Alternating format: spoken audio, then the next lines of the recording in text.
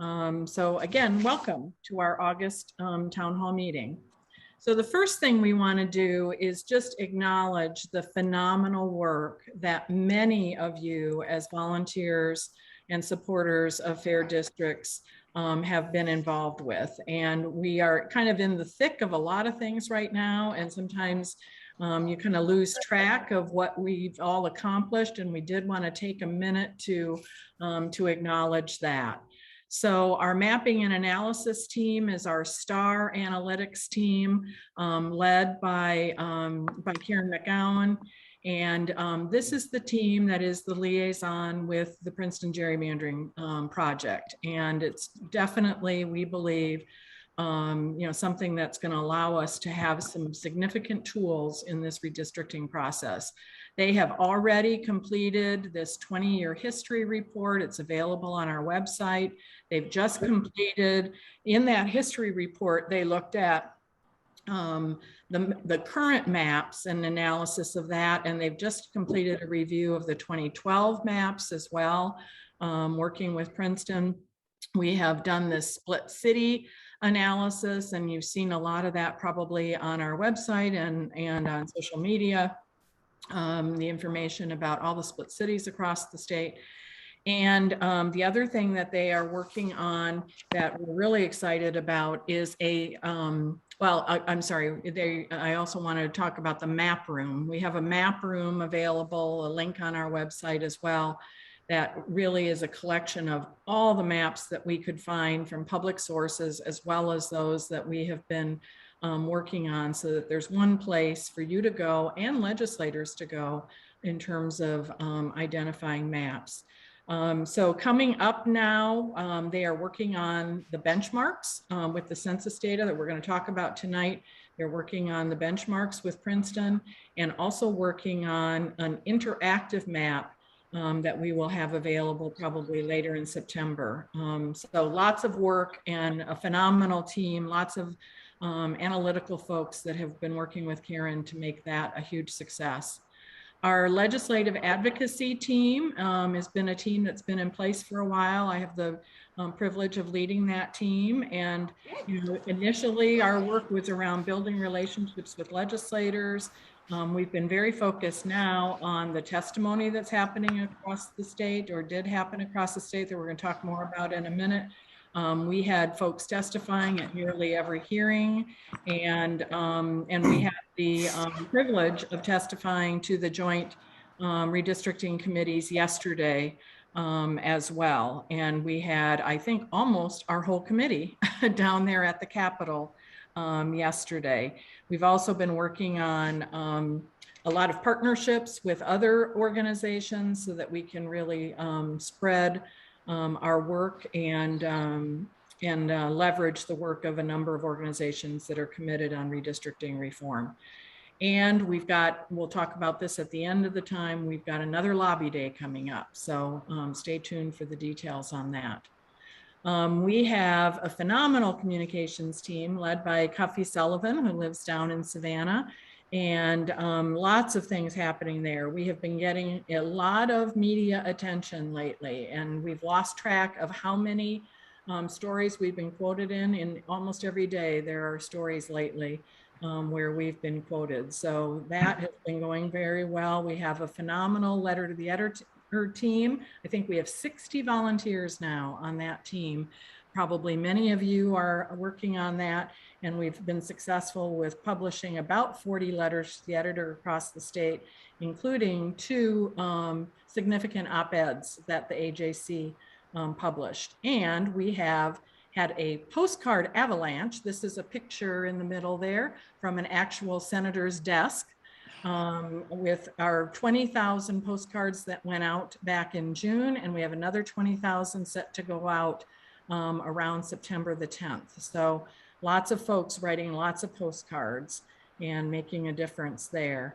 And then we've been getting our newsletters out to you on a weekly basis.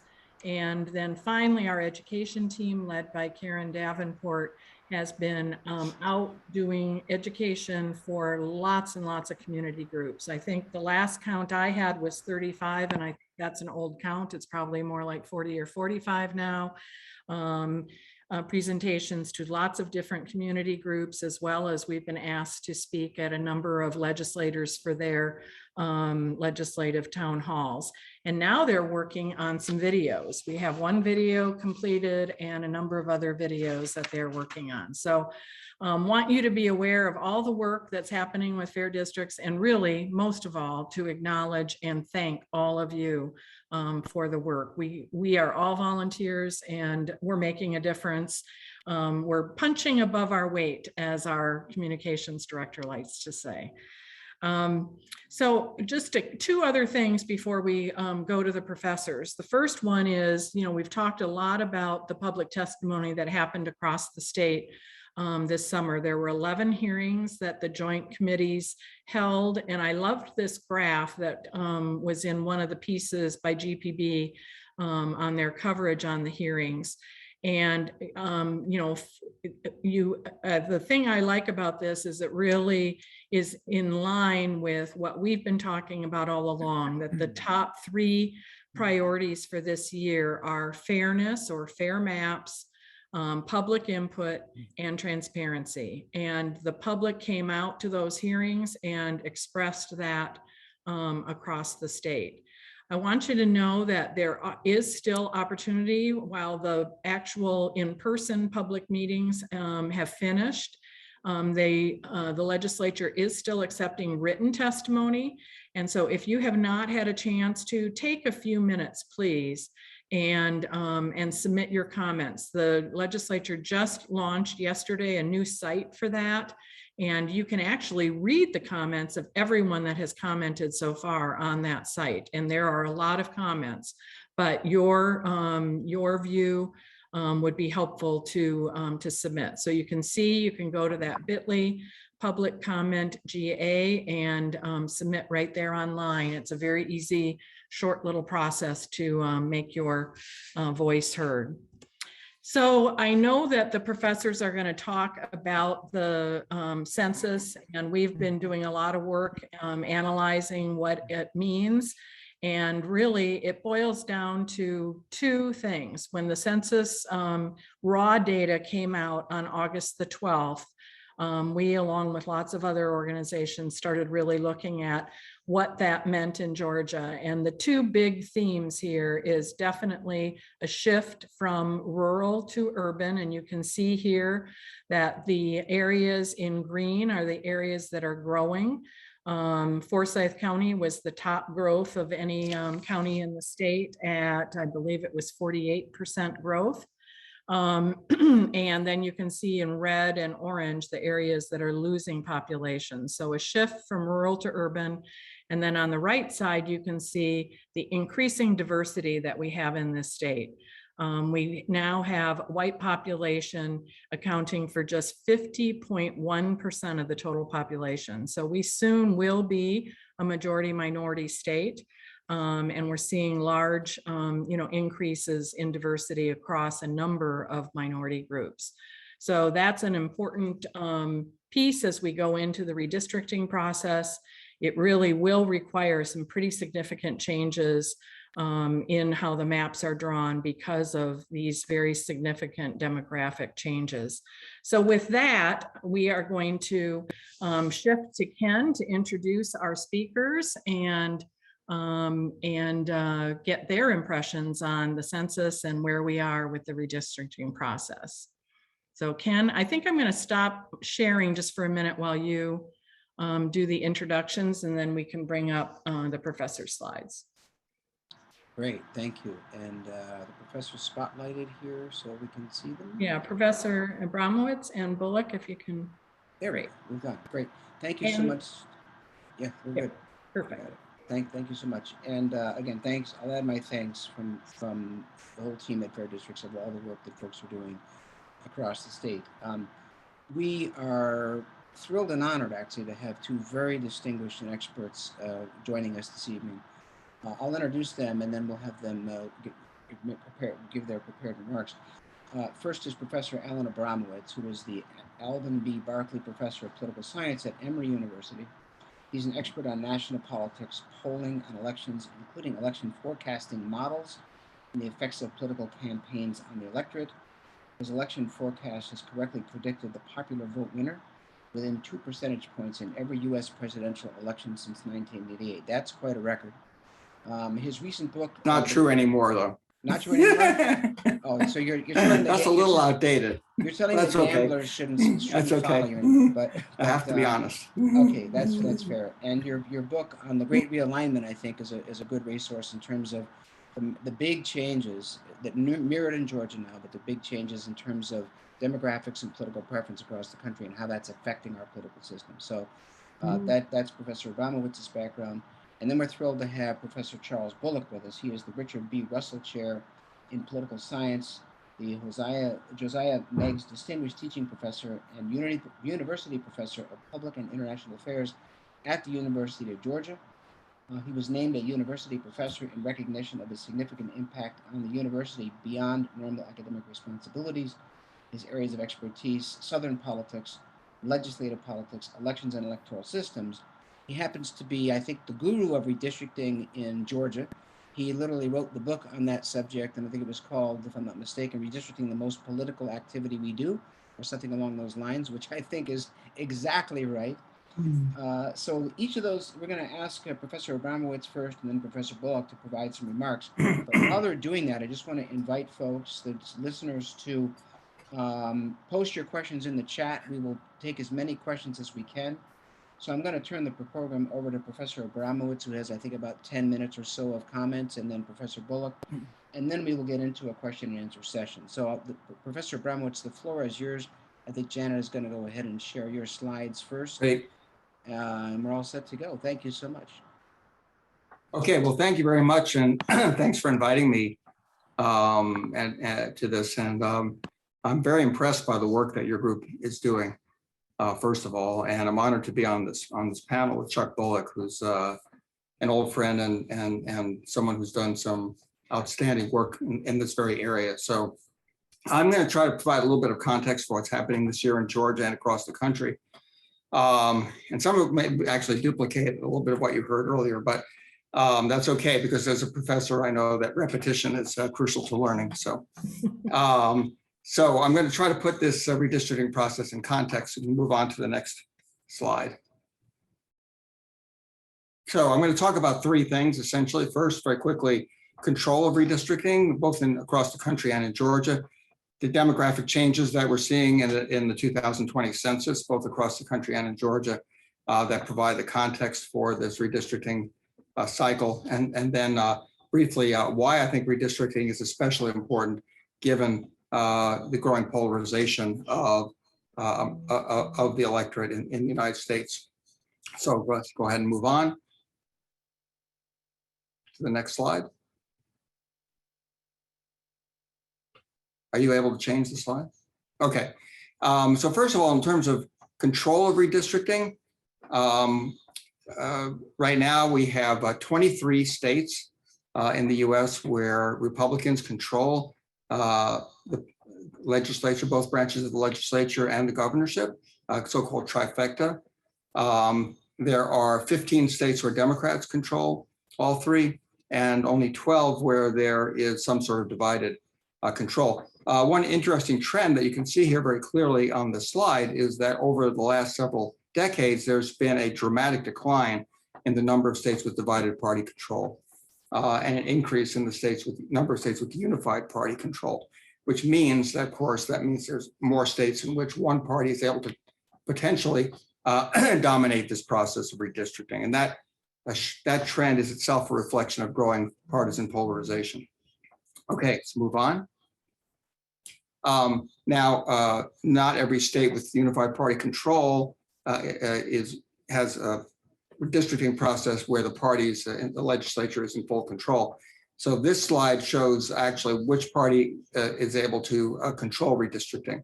And you can see there that Republicans control redistricting in far more states than Democrats do. I believe there are 21 states with Republican control, 11 states with Democratic control, and the rest are either divided control or states with only one congressional district, where obviously it doesn't make any difference as far as congressional redistricting. It does in terms of legislative redistricting, state legislative. Okay, so that's the map. Okay, move on to the next slide. Of course, what matters also is how many congressional districts are going to be redrawn by each party. And so this slide actually shows that. And you can see that by the size of those circles that Republicans, in fact, control redistricting in states with far more congressional districts, although not a majority of congressional districts. 187 districts in states where Republicans control, 75 where Democrats control, the rest are split or commission draws the districts, or there's only one district. So Republicans have the significant advantage over Democrats when it comes to redrawing the lines, not perhaps quite as significant as it was 10 years ago, because there are so many more states now where there's commissions will be drawing the lines, and there are a few more states now where Democrats have control as well. Okay, let's move on. The other big part of the story here, of course, is what we saw with the census data itself, the demographic shifts that have already been alluded to briefly here. And this is across the whole country, not just here in Georgia. We saw many urban and suburban areas growing, some growing quite rapidly, many rural areas experiencing population loss or very slow growth. And the other big trend, of course, is increasing racial diversity. And the remarkable thing there is that what the census showed is that that's happening even faster than it was expected to happen. We've known that this trend was going on for a long time, but it's actually occurring more rapidly than expected. Okay, next slide. So this map of the country shows where population has grown or declined over the last 10 years. And you can see here all those orange areas have actually seen their population go down. A majority of counties in the United States actually lost population in the last 10 years. Now, of course, most of those counties are rural counties with relatively small populations. But that is part of one of the big stories here in the 2020 census. Declining populations in rural America. The growth that is happening primarily in the urban areas, and especially in the suburbs. Okay, next slide.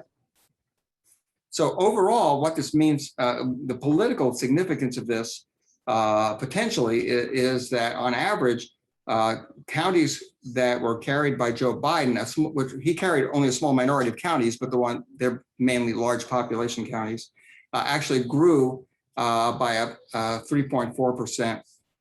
The counties carried by Trump actually grew by only 0.2% over the last 10 years. So the Biden counties were growing more rapidly than the Trump counties. A large percentage of Trump counties actually lost population. That's because they're rural. They're predominantly rural counties. Okay, next slide.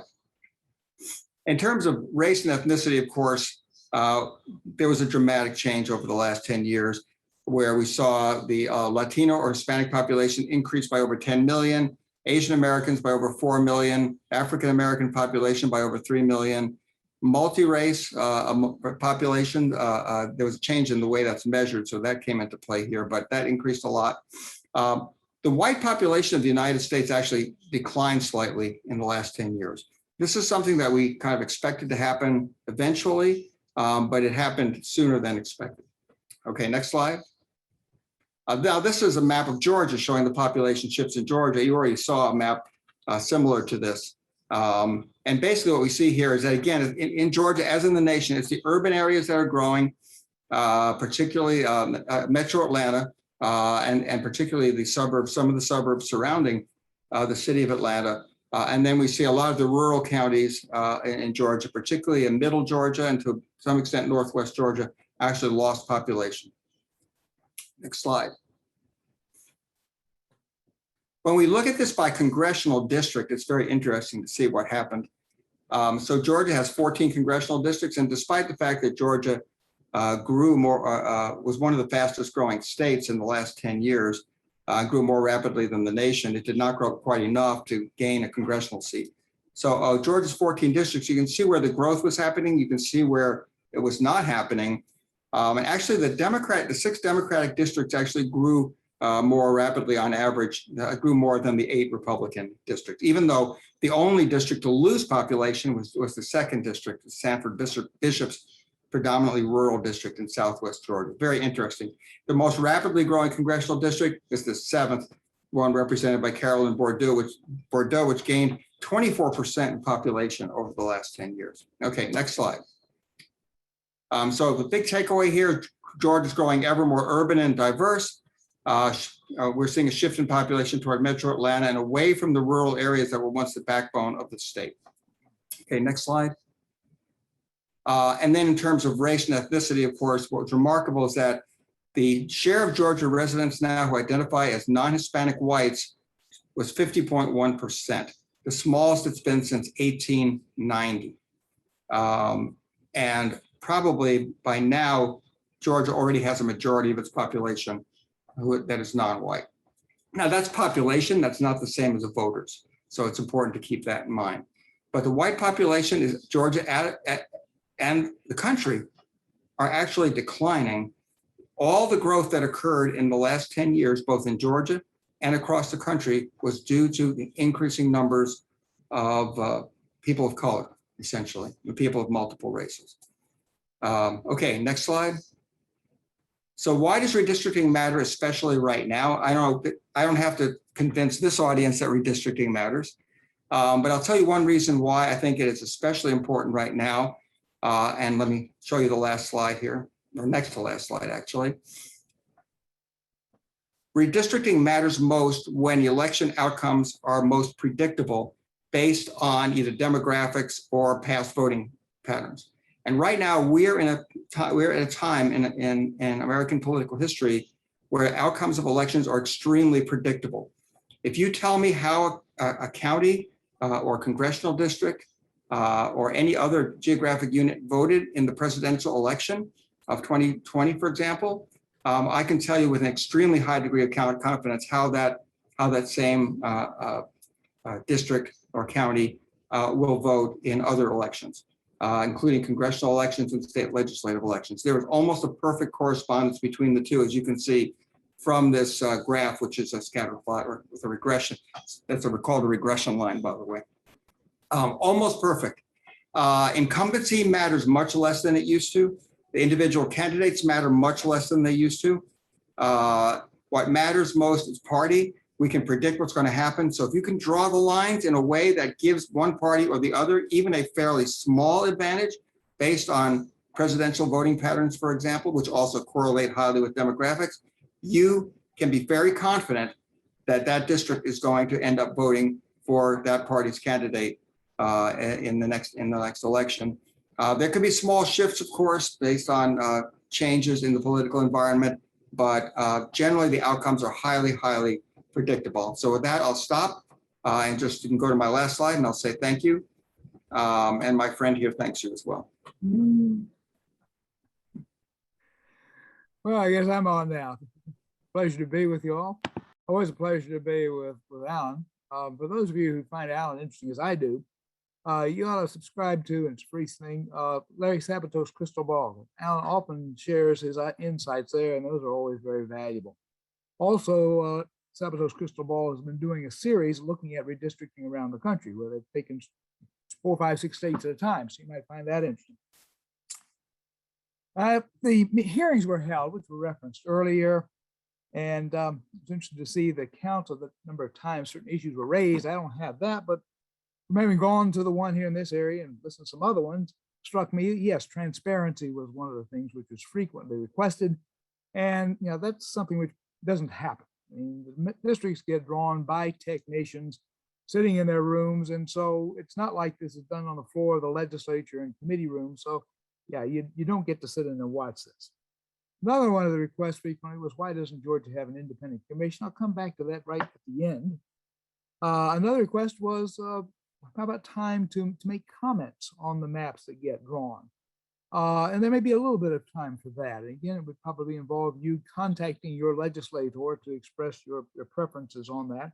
And certainly then the legislators themselves have a bit of time to reference this. And finally, press for fairness. Now, fairness, I suspect what people who are testifying really had in mind was something so that there would be roughly the same proportion of Democratic and Republican seats as there have been in recent elections. Our system, though, with its single member districts, is not one designed for proportional representation. If you want to get that, you need to have something like Europeans have. We have multi-member districts, and you have therefore multiple winners.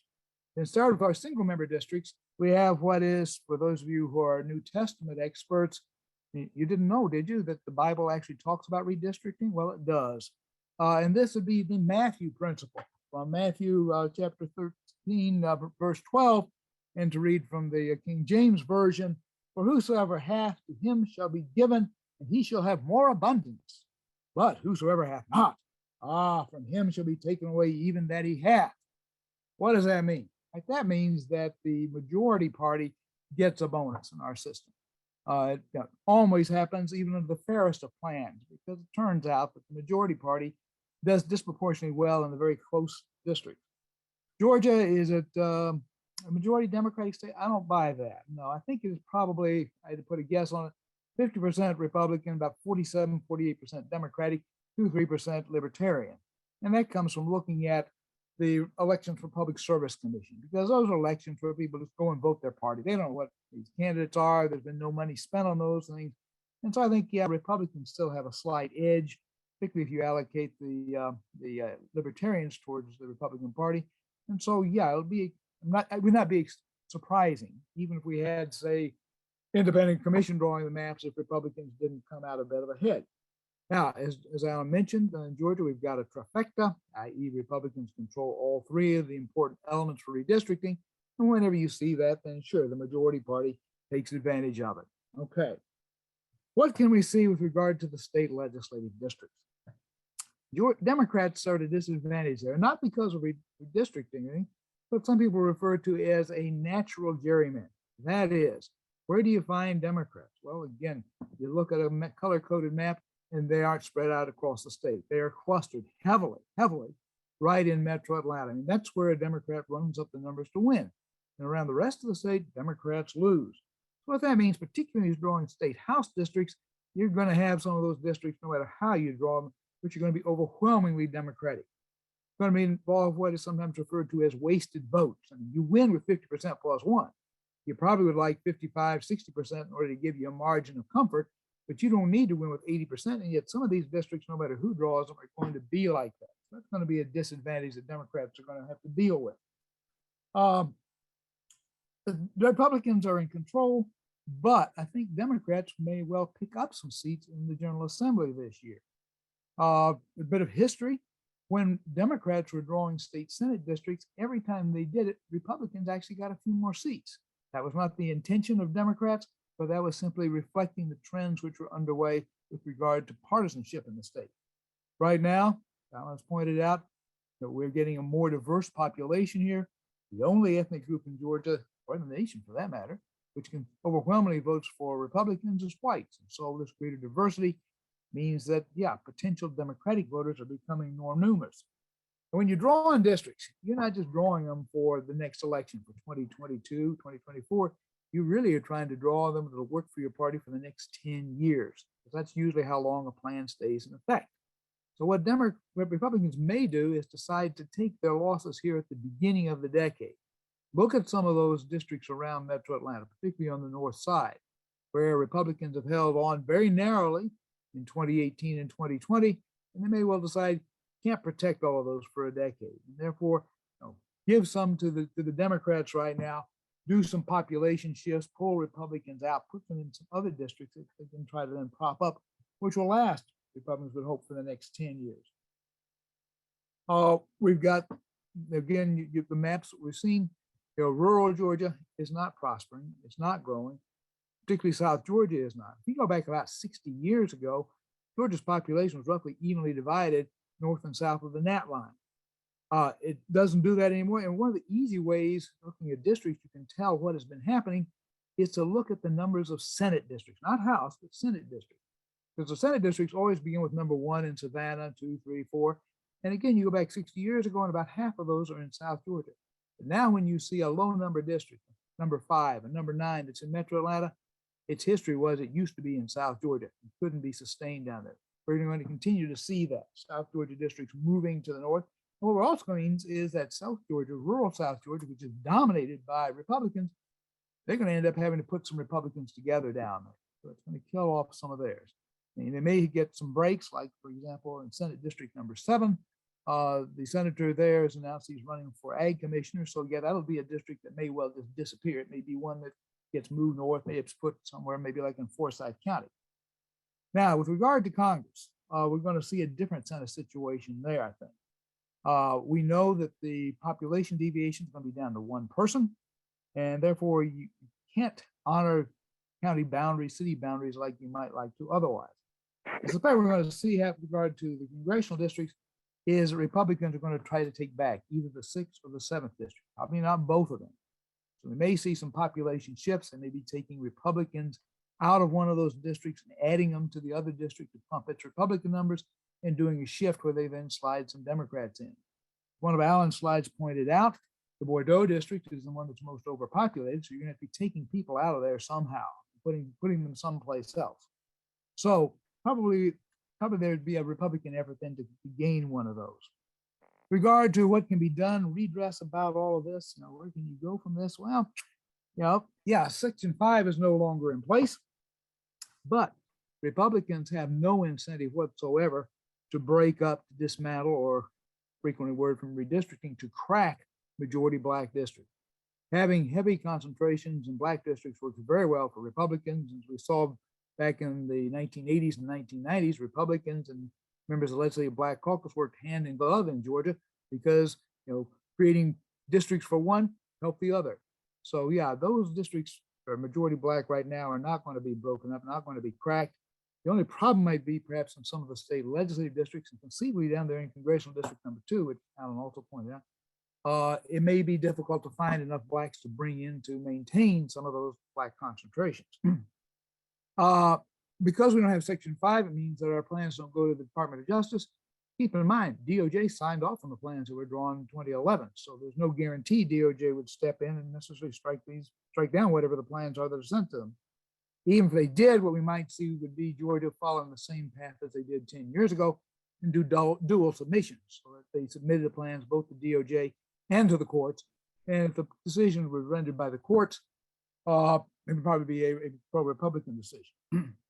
Section 2 does remain in effect. This is where you would bring a challenge if you wanted to challenge a plan, arguing that it had packed, i.e. over-concentrated Blacks in some districts. And they might get some relief off of that. We know that the federal courts will not entertain claims of partisan gerrymandering, and that's not a big loss either because the Supreme Court never upheld claim of partisan gerrymandering, so it doesn't really, not a factor. Section 2, got trimmed back a bit in the Abramowitz decision, which was handed down back in June, but I don't see Section 2 as being kind of on the endangered species list. I think what we're going to see actually is the courts going through, dealing with issues as they always do, because they never give us a final determination initially, and trying to separate out what is a trivial difference, is what the court decided upon with regard to the cases out of Arizona, or what is significant. Again, I think packing of Blacks would be considered significant, probably result in some kind of plans being struck down. As to an independent commission, Georgia does not have an initiative process, therefore not likely to happen unless the majority party sees things slipping away. And the reason for this slide right here is it shows that probably Democrats should have moved to an independent commission back around 2000. Because if you look at the upper part of that slide, what you see is that the bulk of the votes for both the state House and state Senate districts were already Republican leading up to the 2001 redistricting. So now, if a party sees that its control of the redistricting process is slipping away, that's when it might say better to give it to an independent commission than to let those scoundrels on the other side do it. Maybe come 2030, maybe we would see a situation like this where Republicans might say better to go to an independent commission rather than allowing Democrats to take over. But Democrats didn't do that. Instead, they did some fairly extraordinary things. I don't think they'll be repeated, but let's at least take a look at what was done 20 years ago. If you bring up the next slide, those are some of the craziest maps you'd ever hope to see. They really are. And this is what Democrats were doing as they knew that they didn't have majority support in the electorate. They were trying to configure districts that would allow them to continue to win control. They actually won control under this map. They won 30 to 56 seats, But then Sonny Perdue, who was elected at that same time, convinced 4 Democratic senators to change parties, which then shifted the control to the Republicans. Also, what Democrats did was to pack Republican districts, trying to absorb as many Republican votes as they could while trying to stretch their own limited Democratic resources. And the next slide shows you that, which is a distribution of seats. So if you look off there to the right side, those are districts that are overpopulated. Each of those lines is a single district. And working on state, House, state, Senate districts, you work within kind of a general notion that as long as you're not plus or minus 5 percentage points above or below the ideal or average district size, you're good to go. And you see that the slides over there on the right, which are overpopulated, those are where the Republicans were, and those which are underpopulated, and some of these underpopulated by as much as 4.99%, some overpopulated by a like amount, those were Democratic districts. So those are some of the kind of extraordinary things which Democrats were doing, trying to hold on to power. Republicans, as I say, I think they're going to lose some ground, but they aren't nearly in the kind of precarious situation that Democrats were a few years ago. So we come back to independent commissions. A couple of things that people like to see come out of independent commissions. One is that you will end up with distribution of them, which will look more like the distribution of popular vote. If you bring up the next slide, we see Arizona, which is one of the states which has done that. And you see it works out pretty well there. That throughout the decade, the U.S. House delegation either had 5 Democrats, 4 Republicans, or vice versa. We look at the presidential vote, 45% Republican in the first 2 elections, 54% Democratic in the last one. So yeah, the proportion of seats looks a lot like the proportion of the vote in the presidential election. But if we move to California, which is on the next slide, we don't see that at all. We don't see that at all. I mean, yeah, it is a very, very blue state with Democrats, getting more than 60% of the vote. But in terms of the share of the seats which are being won by Democrats, it goes from 72% to 87%. So yeah, this was drawn by an independent commission. Republicans did claim that Democrats kind of tinkered with the system, got to the folks, and ended up with a Democratic plan. And certainly it has not been a kind plan to Republicans throughout the process. One other element, final element, that is often talked about as being an advantage of having independent commissions is that you have more competitive contests. You have more chance for turnover. Okay, what kind of turnover do we have in Georgia during this last decade? We saw 3 changes. We saw John Barrow move back to about 2014. And then we saw Lisa McBath win in 2018 and Carolyn Boyd Doe win in 2020. The proportion of our congressional elections which experienced a change in party control during the decade, 5.4%. We can make the same calculation for Arizona, 5.6%.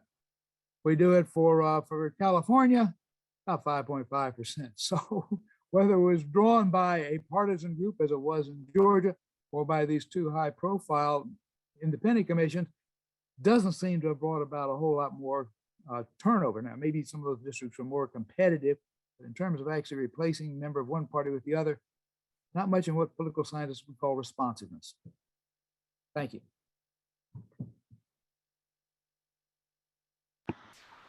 Well, excellent. Both gentlemen did a great job of kind of setting the stage here. It's fascinating stuff that our folks have not heard before. So thank you so much for that. We're going to do a little question and answer now, and Janet's going to monitor the chat for questions and answers. So please feel free to ask questions in the chat. I've got a couple here that I'll start with to see if we can get you to look into the crystal ball here, professors, and tell us a little bit about what you think. One key thing that I observed about the census was this multi-dimensional diversity, where it's no longer just black voters and white voters, but now it's multi-dimensional in terms of, the census now gives us multiple races, multiple ethnicities. So the question is, when the map drawers are looking at trying to comply with the Voting Rights Act, what do they have to do differently this cycle than they did last time? Last time it was all about black voting age or black districts as the minority districts versus not. Do they have to do something different this time around as they address this multi-dimensional ethnicity and racial balance? I'll just pose it to both of you. Just chime in, whoever wants to start answering that question. Well, with regard to these growing numbers, say, of Hispanics, might it be possible to draw a predominantly Hispanic district in Dalton or Gainesville or maybe somewhere in Gwinnett County? There is a court case, the Jingles case, which was decided, which interpret the section 2. And under that, you have what's called a numerosity standard. Is the minority group sufficiently large and concentrated that it would constitute a majority of the citizen voting age population? Citizen voting age population. If you have that, then there's going to be strong pressure to create a district. If you don't have that, then certainly a legislature can go ahead and do it, but is it obligated to? Not under Jingle's case. Another interesting element, which I think, Ken, you're kind of talking about here, is what about combining minority groups? You know, maybe you don't have enough Hispanics, but what if you bring in Blacks and Hispanics and Asians? Okay, again, the courts have spoken to this, and certainly the legislature can do it, but is it obligated to do so? If plaintiffs were to go to court and say, we think that a district should be drawn that way, the burden will be on the plaintiffs to show that those 3 or 2 ethnic groups do share political preferences. Now, in a general election sense, they probably do. Defendants would say, yeah, but what about in primaries? So that would be something that would have to be demonstrated. They do indeed have the same preferences for candidates. And if they could do that, then yeah, there'd be a good chance they might be able to get a district drawn, which would be multi-ethnic.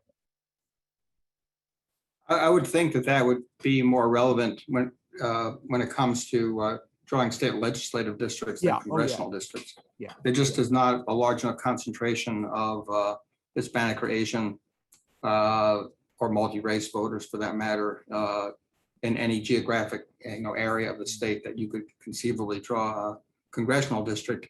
The interesting thing in Georgia is that across the whole country, the African American share of the population didn't change that much. But in Georgia, it is increasing. And the reason it's increasing in Georgia is largely because of in-migration.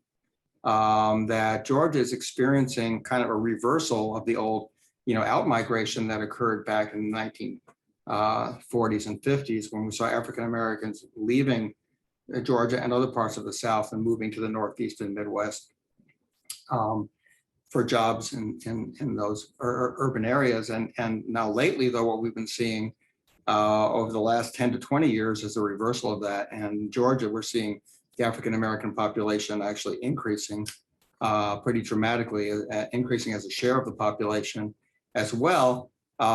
One place where it's not increasing is the city of Atlanta. It's very interesting to see. The city of Atlanta, which of course historically was a majority African American city, has been experiencing a decline in its African American population, at least as a share, and a growing white share and other minority share of the population. So that's an interesting development there that will impact this year's mayoral race. Yeah, you're right. If you're talking about drawing multi-ethnic districts, you really are talking about the state house. I think the state senate might be the smallest one. We have a follow-up question on this point, which from Karen, which is, would multi-ethnic districts be defensible under the Voting Rights Act?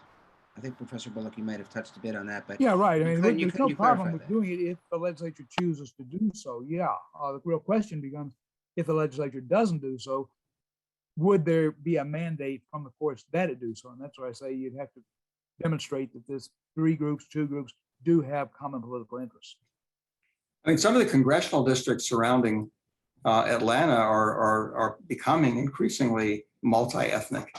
I mean, if you look at a district like the 6th and 7th, what you're seeing there, that the Asian and Hispanic population growing rapidly, and their share of the electorate growing rapidly. So in some of those districts, you may see those districts be majority minority or not majority non-white, if not already, then very soon.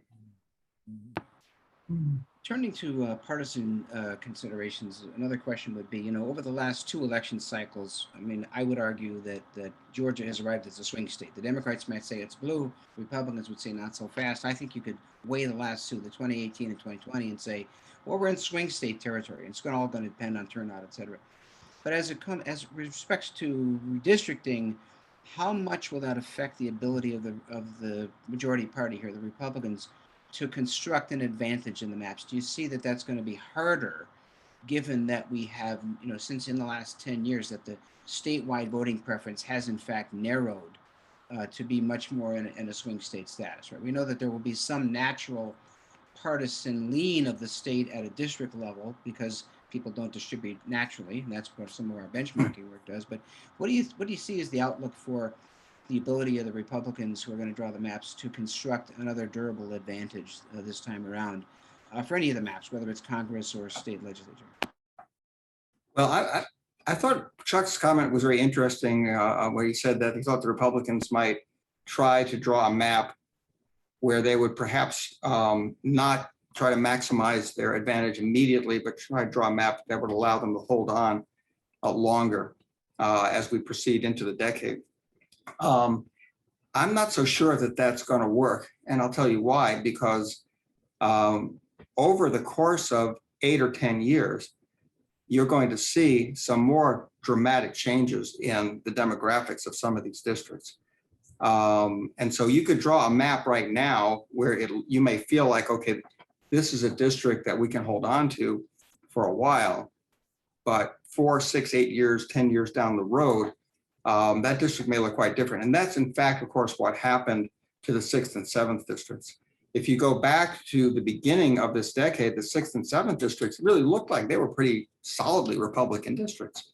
That's because Gwinnett County and Cobb County were solidly Republican counties at that time. We saw back in 2012, for example, that Mitt Romney carried both of those counties by double-digit margins.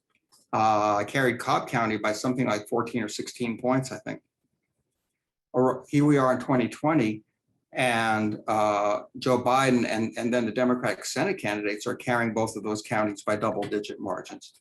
I mean, if you had told me 8 or 10 years ago that a Democratic presidential candidate or Senate candidate is going to be carrying Cobb County and Gwinnett County both by double-digit margins, I would have been very skeptical.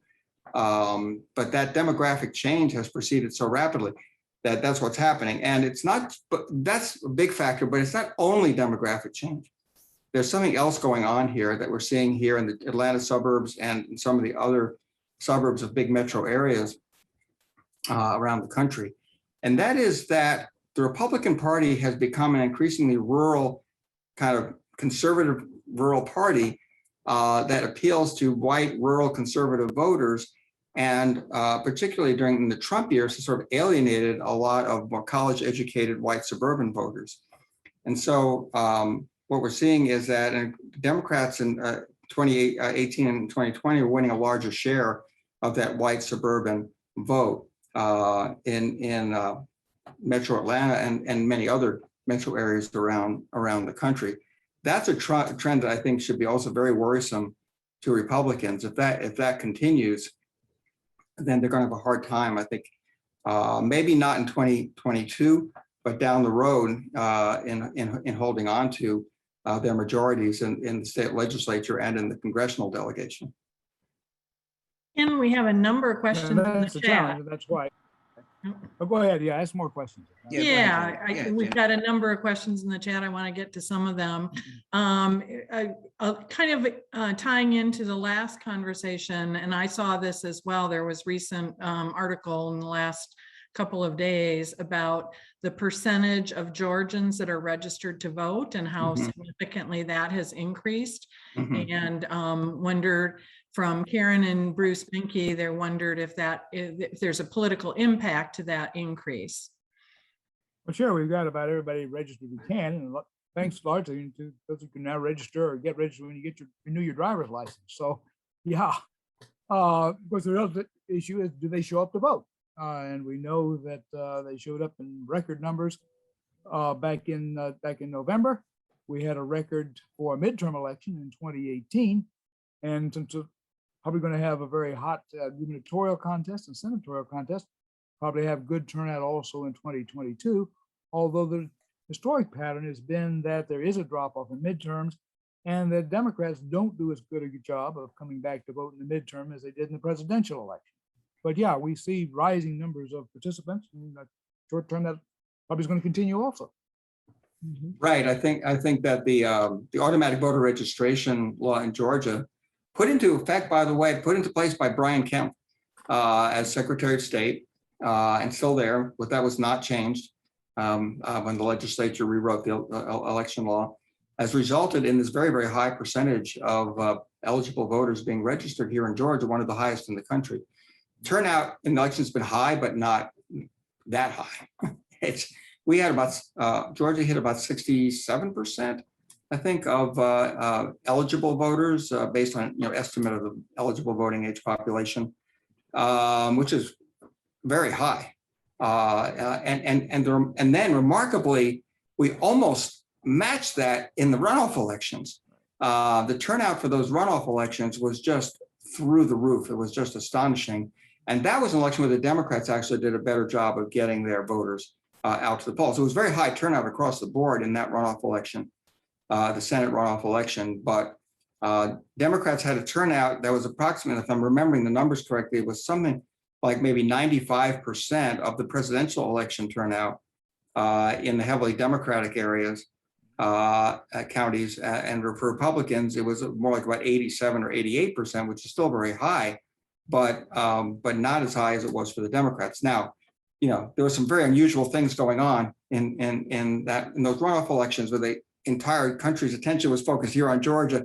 We were bombarded with campaign ads, and everyone understood how important this was. We were going to determine control of the U.S. Senate, 2022 may not see that high, that much in that intense a campaign, but we're going to have a very intense campaign in 2022 here in Georgia. Mm-hmm. I can promise you that your televisions you will be inundated with attack ads as we approach 2022, because we've got a gubernatorial election, every other statewide office that's up, the gubernatorial election, the Secretary of State election, those are going to be barn burners. And of course, the U.S. Senate race with Raphael Warnock and potentially Herschel Walker running against him. It's just, we are going to be once again in the center of the political universe. Mm-hmm. Professor Bullock, we have a question from Pam Woodley about, you mentioned about the independent commissions. What's your feeling about independent commissions? Is there a value of those over the legislature drawing the maps? Yeah, there probably is, although I think often they're overhyped and you have to be very careful how you do it. Some of the commissions are really, they are not, it's a situation where the legislature isn't drawing, but they're very partisan. So it depends upon how you go about recruiting people to serve on this. And so if it's kind of the Speaker of the House appoints some people and the Lieutenant Governor appoints some and the Minority Leader appoints some, yeah, you're just going to have different partisan arrangement. What California has done is a long and convoluted process where you apply and you're vetted and et cetera, et cetera. And they probably do squeeze out most of the partisanship, although, as I say, Republicans claim the Democrats actually got into the system and had their fingers on the scales for that. So, yeah, certainly, I guess probably people feel better about it, and that's important also. That's how people feel about the process. And with an independent commission, then I think there's a broader sense that, yeah, it's not that the politicians are selecting their voters, that the voters are going to be selecting the politicians. So that alone is a value. Mm-hmm. I would agree with that, but I would also emphasize a point that Chuck made earlier, which is that no matter what you do, no matter how you draw the lines, there's some degree of representational bias that's likely to survive. And that's simply due to the fact, as he pointed out, that Democratic voters are more naturally concentrated geographically than are Republican voters.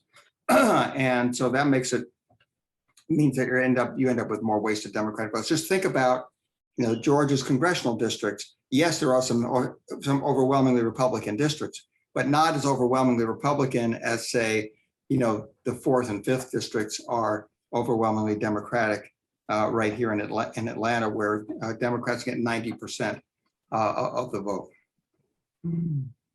Okay, I think we're going to go to Ken for the last question, and then we'll try and wrap up here.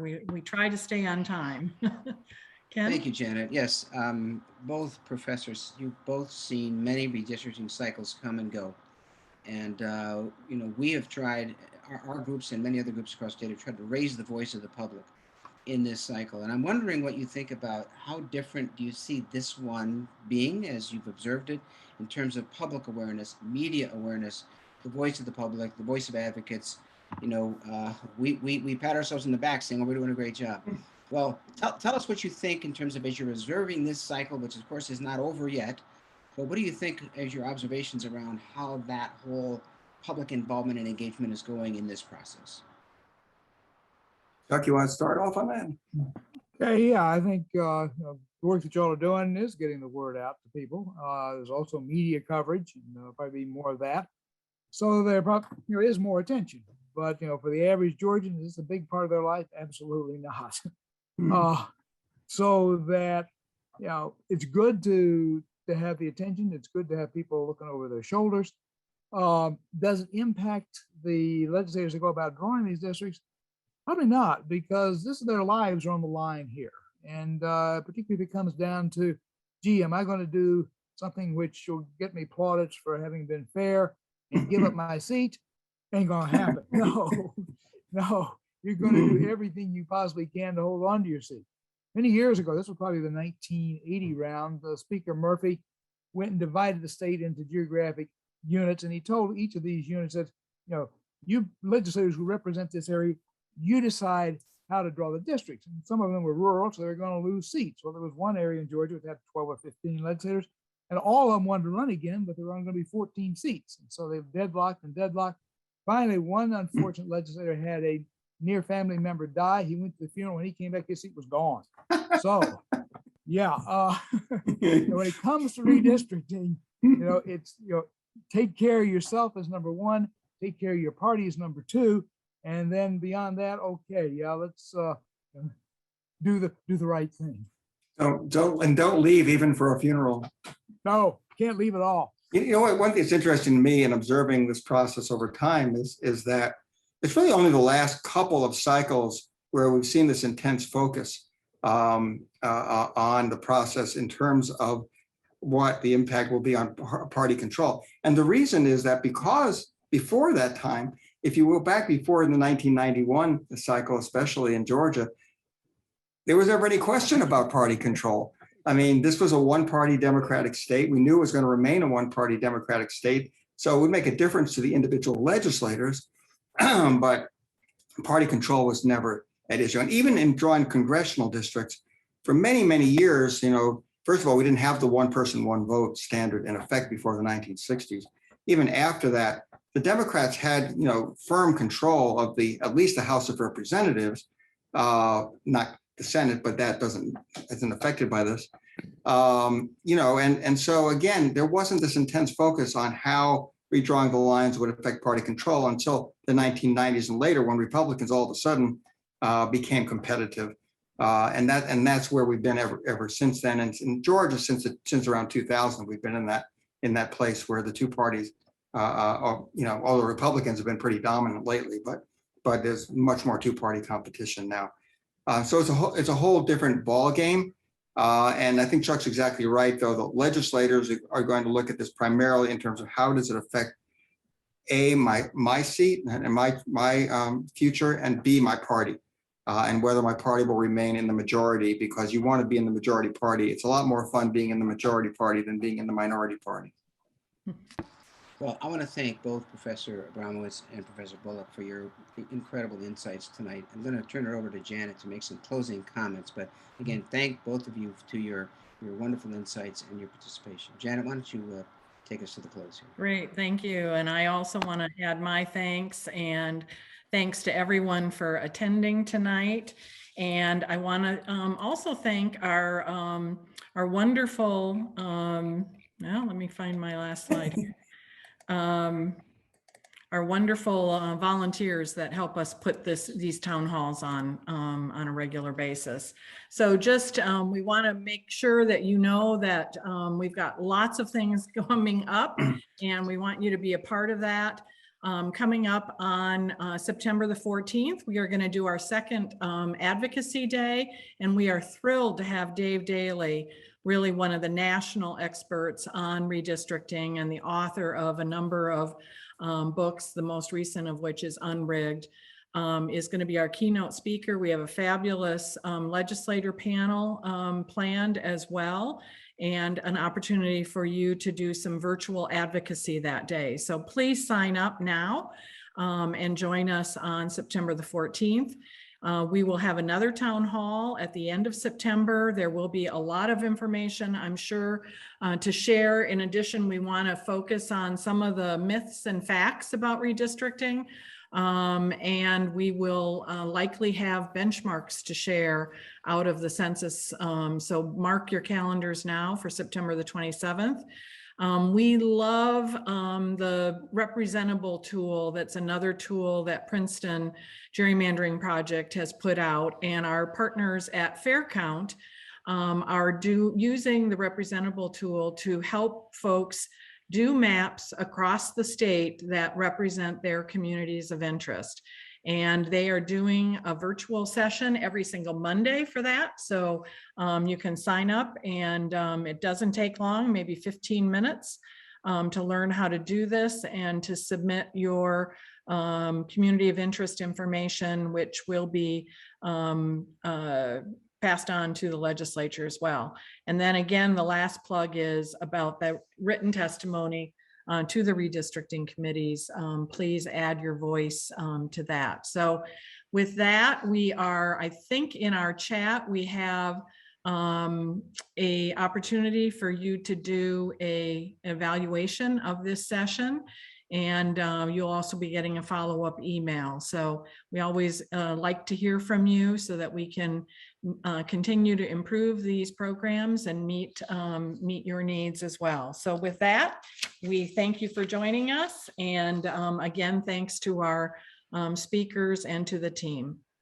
Have a good evening.